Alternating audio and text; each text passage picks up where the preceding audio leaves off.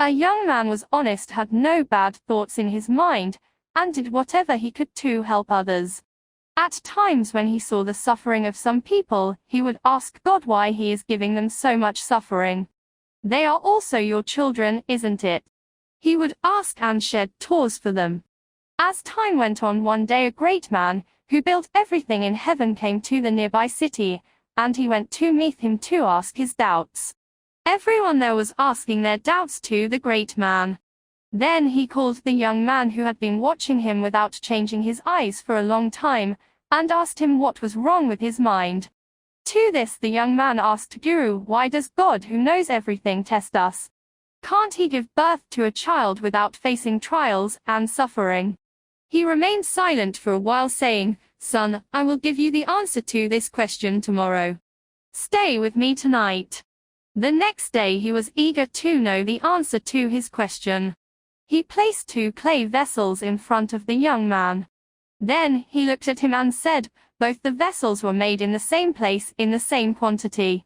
Is there any difference between them? The young man said, There is not much difference. But there is a big difference between the two. The great man pushed down the first vessel. Then, honey came out of it. To push down the second vessel, juice came out of it. When I pushed the vessel down, what was inside it came out. Until I pushed it down, you didn't know what was inside it. You thought both were the same. The difference was in what was inside. But it didn't come out. As soon as I pushed it down, it showed that it was inside.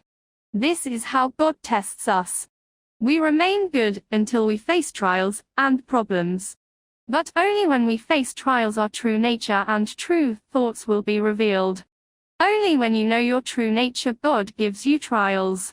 Then, I permitted you to take 1 vessel out of the 2 vessels. What would you choose? The young man replied, the vessel with honey. Both the vessels are the same. They were made in the same place.